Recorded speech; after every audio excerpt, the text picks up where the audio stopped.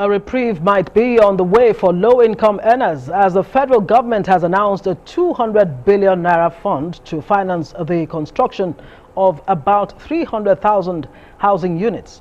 Arise correspondent Chinemerem Joseph completes the story. Amongst the basic amenities needed by man, shelter takes a central position.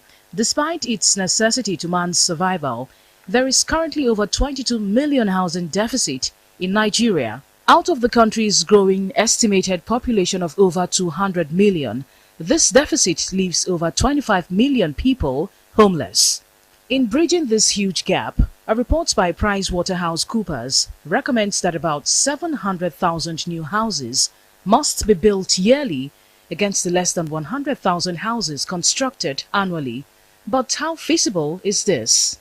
This and some other issues clogging the wheel of Nigeria's housing sector development dominated discussions at this house fair. The Central Bank of Nigeria, CBN, has recently approved the sum of 200 billion for 300,000 households.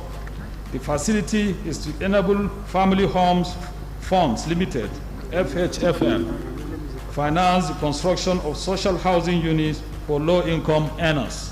When there's a good home, you can think of security. When there's a good home, you can think of health. But when there are no good homes, you see our people on the streets. There is also a debate on whether or not the Nigerian housing market is expensive. This, to many, however, will depend on the availability of funds at the buyer's disposal. But from deliberations here, a major reason for the rise in housing deficit is affordability. Without affordable housing, we are still jogging as a nation. Like I said earlier on, the result is very obvious now.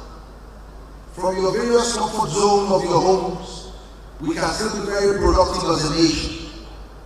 But when our various comfort zones of our homes are not comfortable, there is no way we can be very effective and productive as a nation. When they pay 80% of their income on rent, then you can imagine the standard of living in such family. We have homelessness across the city, everywhere. There's a need for a reform in the housing sector. This then raises the importance of a national mortgage bank, which a number of people accuse of underperforming over the years. The need for a mass social housing scheme by the government in collaboration with the private sector is now being advocated. The demand is more than the supply in mortgage. What people that require mortgage are far more than even the fund available. If mortgage is going to be worked, we need to partner with more financial institutes and come up with more mortgage systems that can work. In achieving the goal of affordable housing for especially low-income earners, government has been advised to review its policies and actively involve the private sector in order to reduce the increasing number of people without a house to call their own. Chinemerem Joseph, Arise News.